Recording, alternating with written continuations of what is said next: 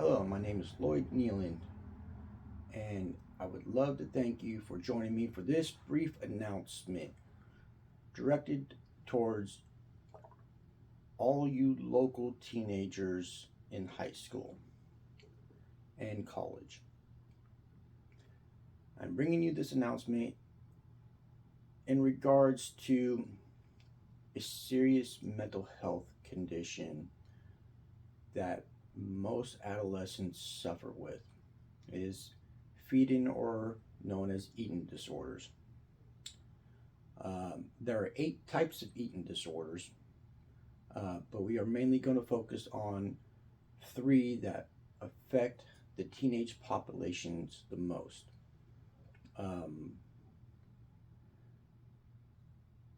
so, the 3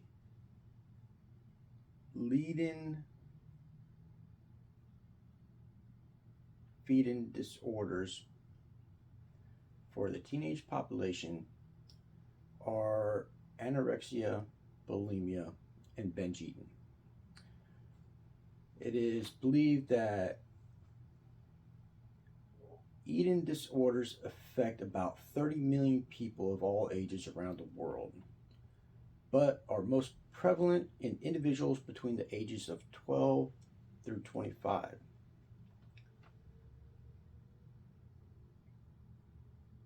So, a little bit about anorexia. Anorexia is a disease, a mental health, a disorder that is really fixated on the need to obtain a result of body imagery a majority of the time. Uh, it is not 100% clear as to what causes this need for body imagery, but studies have shown that there is a high belief that television and pop culture and things of such nature with advertisement and uh, dieting trends and so forth really play a big factor into this ideal figure of being thin and trim, especially for females. Um, a lot of the times with anorexia,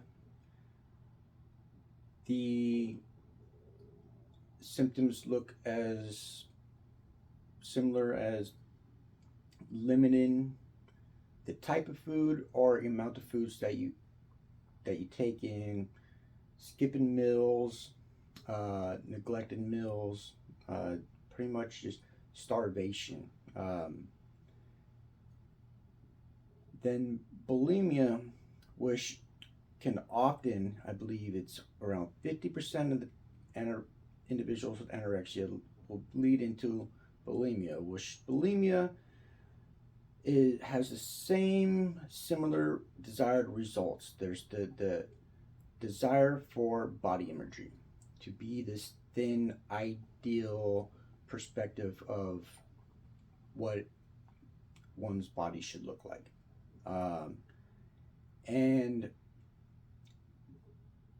the other side of the coin for bulimia, though, is that it involves a more extreme measures than just starvation or food limiting or meal skipping. It often involves a lot of purging or use of laxatives or diuretics and such things to um, pass the foods, the nutrients, or the substance through the body, in which case it doesn't get the opportunity to absorb the nutrients that it needs.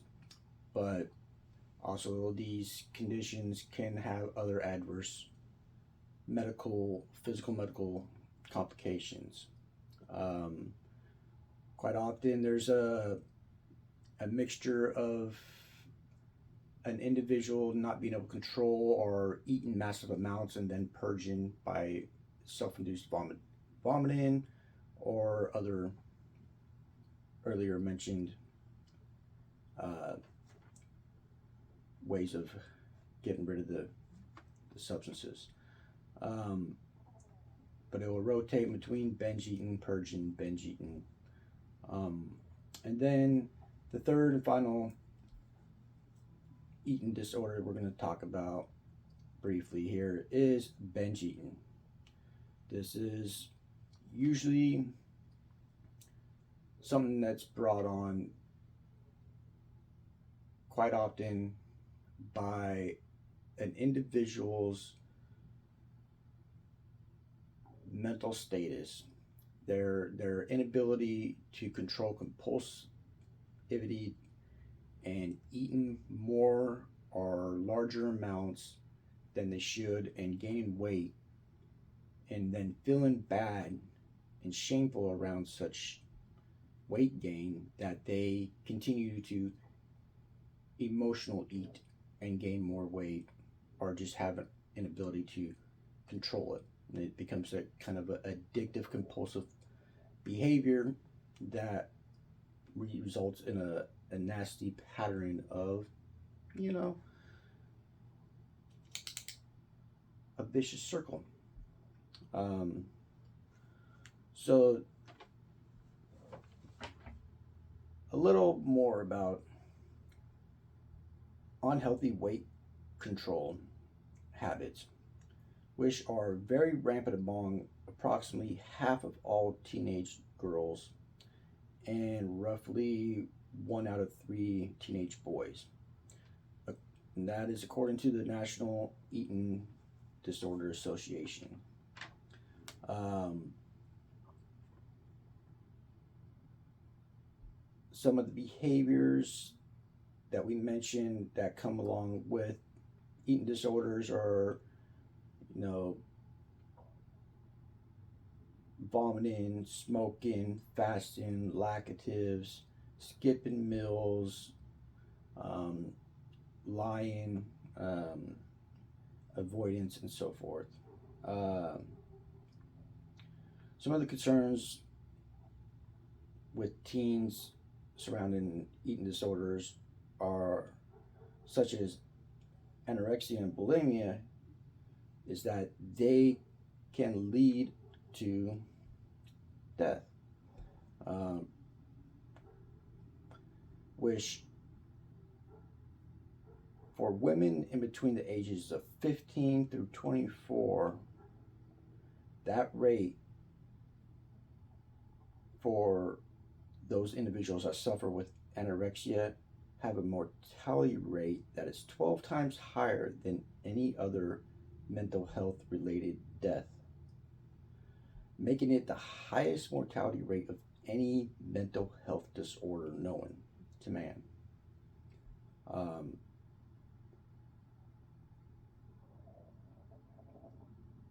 In that status, it's really hard and important to emphasize just how serious this disease is if we take into consideration all the deaths that happen. 12 times is a massive amount, but we'll get further into that. So 95% of people with eating disorders are between the ages of 12 through 25.